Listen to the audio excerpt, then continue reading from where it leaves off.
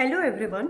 So today we are going to learn about bipolar junction transistor, also known as BJT.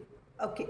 So before directly jumping into the problems, today's session will be more about theory and important concepts related to BJT. Okay. So let us start with the first thing. So first we will see the how a BJT is represented or what is the symbol of a BJT. So there are two kinds of transistors. One is NPN and PNP. Now before jumping into this, let me explain what exactly is a bipolar junction transistor. You can assume it as two diodes connected back to back form a transistor. Okay, so here the first one is NPN transistor. Before that, a BJT is a three-terminal device having a collector, base and emitter. Okay, these are the three terminals of a BJT. Now, what does a NPN transistor mean? NPN here means collector is connected to the N side of a diode, base is connected to the P side and emitter is again connected to the N side. So if you represent it, it will be something like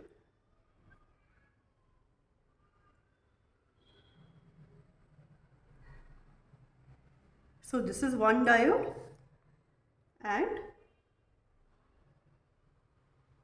this becomes another diode. So it's basically two diodes connected back to back with each other. Okay. Now, since it is a three-terminal device, there are three currents in the transistor. IB known as the base current, IC known as the collector current and IE known as the emitter current. Three terminals, three currents and the third part is three voltages.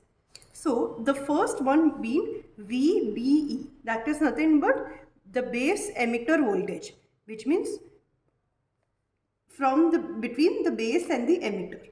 The other one is VCE, that is the collector emitter voltage between collector and the emitter. And the last one is VCB, that means collector to base voltage. Now here if you write KVL, the equation will be VCB plus VBE shall always be equal to VCE. Okay, so this is about NPN transistor. Now coming to PNP transistor, what is the difference? So PNP means the collector is now P side of the diode, base is the N side and emitter is again the P side. Okay, so here what exactly happens is, this is how the diode is connected in this side. So you have a N side, so something like this. Okay, here also you have two diodes connected back to back but with the N terminal. Okay, now here the things change a bit. Now in NPN transistor you have the current flowing from collector to emitter, but here you have flowing from emitter to the collector. Okay, so that is the difference here, and the symbol is here represented this way. Okay, now here again we have three currents, IE, IB and IC mainly. Okay, now the voltages here are opposite to what we have in the NPN. So if you see in the NPN we represented as V plus VCE, that is collector to emitter. Here in PNP it will be minus of VCE, which can also be written as VEC. Similarly minus of VCB, which is VBC and so on. Okay, so basically PNP transistor is exactly, the sign conventions are opposite to what you have in NPN. Okay, this is the basic. Now let us move to the three most important conditions of a BJT. First one is the doping level. Okay, so the doping levels are the highest in the emitter region. So emitter is the heavily doped, followed by base, followed by collector. So the doping levels are the highest in emitter, followed by base, followed by collector. This is the first condition. The second condition, the width of out of the three terminals, the base has the lowest width. Okay, the reason is the recombination of holes and electrons in a transistor happens in the base. So for that, the width of the base should be extremely narrow compared to the others. Okay. The third important condition here is area. So in a transistor, the maximum area is occupied by the collector, then emitter, and then the base. Okay, so these are the three main conditions of a characteristics of a BJT, I can say. Okay, now one by one, let us look at the configurations of the BJT. The first important, here we are talking in terms of NPN transistor alone. Okay, for PNP, these relations shall always remain valid for NPN and PNP, whatever relations I am going to explain now. Okay. Now here we can see we have an NPN transistor, base, collector, emitter current we have. Now the first important condition which you have to remember is of the parameter alpha. So alpha is represented by IC divided by IE. Okay, and the range of alpha is from 0.90 to 0.99. Okay, now let us write a KCL equation for the transistor. So the KCL equation will be IE is the outgoing current, you have IB plus IC. So IE is equal to IB plus IC. I'll rewrite it. IE is equal to IB plus IC. Okay. Now, based on the equation here, from this characteristics, we can assume that IC is equal to alpha IE. Correct? But apart from that, we always know that there is something called as reverse current in a diode. Now here, same thing we have in case of common base, that reverse current or that additional current shall be ICB naught. Okay, now one thing, since we are talking about common base here, all our equations are, if you see, they are independent of the base current, right? So we are representing only IC in this case. So IC is equal to alpha IE plus we have a reverse additional current of ICB naught in case of common base configuration. Okay. Now let us see how we can expand this equation. Now based on the first equation, IE can be written as IB plus IC. So substitute here, IC is equal to alpha bracket IB plus IC plus this additional current ICB naught. Now when you solve the equation, the final relation in terms of common base current, what you get is IC is equal to alpha divided by 1 minus alpha IB plus 1 by 1 minus alpha ICB naught. So now we have got a equation representing IC in terms of IB. Why IB? Because here we are talking about common base. So all the representations in terms of current what we are doing are with respect to IB in the final equation. Okay. Now let us move to the next configuration. Please remember this equation. It will be now useful when we move to the common emitter configuration now. So in terms of common emitter, we have emitter as the common terminal. So we are trying to find a relation between IC and IB now. Okay. So that comes into picture with the help of beta. Okay. So beta is represented by IC upon IB and it ranges from 20 to 500. That is the range of beta. Now when you compare these two equations, we can get IC is equal to beta IB, correct? Compare this equation with what we have got in common base. So from here when we compare, we get the value of beta in terms of alpha as alpha upon 1 minus alpha. So this is a very important relation between beta and alpha. Okay, and this alpha in terms of beta also can be written, but by directly comparing these two equations, we see that beta is equal to alpha upon 1 minus alpha, which is a very important relation to remember. Okay, now the third configuration which is left is of common collector. Okay, so in common collector we will try to find something between what? Between IB and IE now.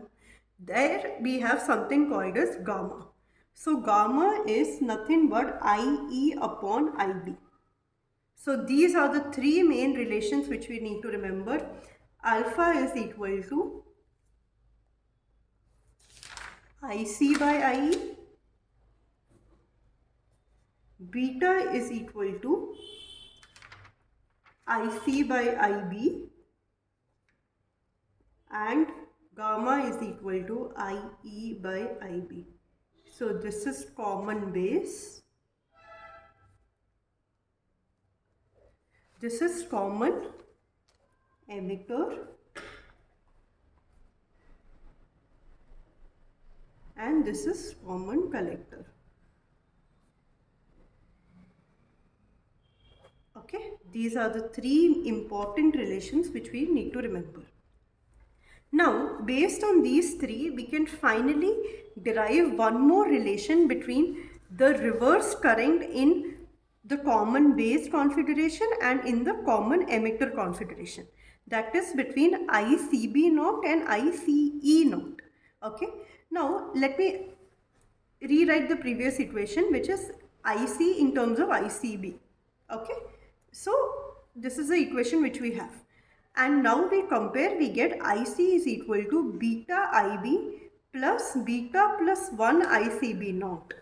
This relation is in terms of beta. Okay, now in common emitter we know how beta is defined. We have a new term introduced here called as ICE naught, which is the collector to emitter, reverse current in common emitter configuration. Okay, that is represented by 1 plus beta ICB naught. So in terms of leakage current, we have two representations. One is simple collector to base in common base, and the other one is collector to emitter in common emitter configuration. These are the two leakage currents, and that is represented by these equations.